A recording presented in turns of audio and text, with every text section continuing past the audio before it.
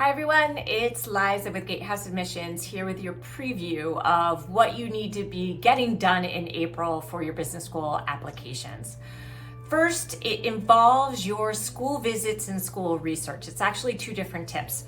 Take advantage now while students are on campus to plan those campus visits, to do campus tours, to sit in on business school classes.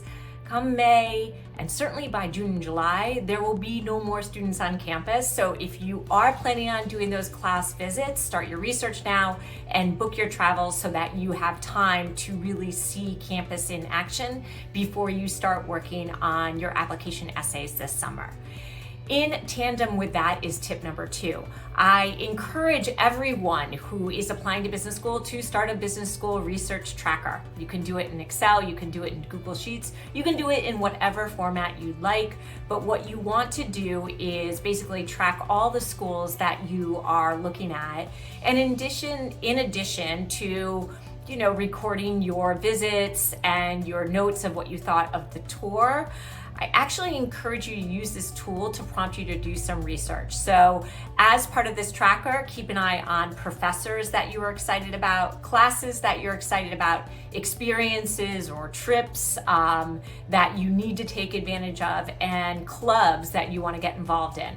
And your aim is to fill out each of those sections: professors, courses, experiences, clubs, and resources, so that when it comes to writing your why school X essay, so why Stanford, or what you contribute to Wharton, whatever it might be, you've already done a lot of the research at this stage in the game so that you're well positioned to answer that essay question.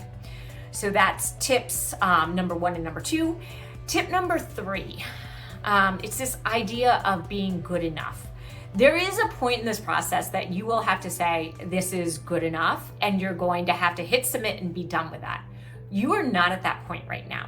So if you are working on the test and maybe you've gotten just shy of the average, or maybe a little bit above average or even at average, really want you to ask yourself, is that the best I can do?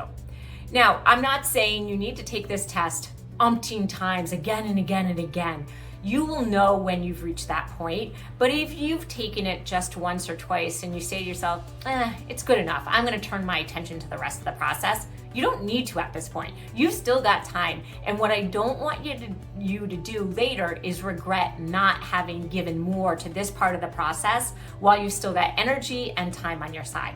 So it's not the time to say, is this good enough? It's the time to ask yourself, is this the best that I can do? And let that guide you in the next month or so, and actually throughout the rest of the summer. But we're just focused right here and right now on delivering your absolute best before giving up and saying something is good enough. And then the last tip for April is really about this idea of not jumping in too fast.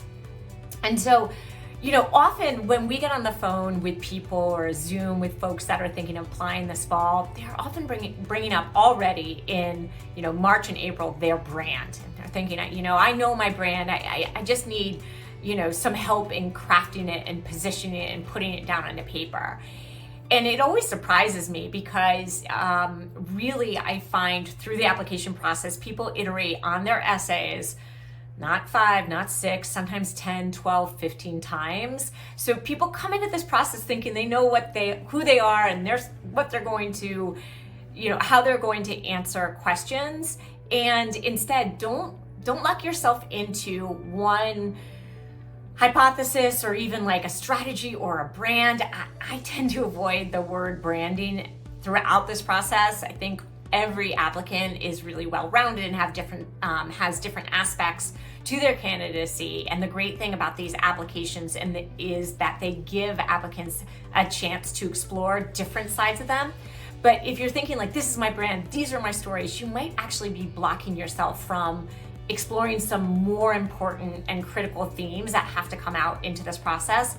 So go in with an open mind, keep living. The time to start zeroing in on those themes and those stories isn't for another month or so.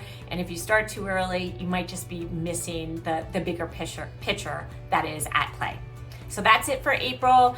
Keep an eye out for the longer extended versions of each of these tips, and definitely, as always, reach out to Gatehouse if you want any specific guidance on where you are in the process and what you should be doing.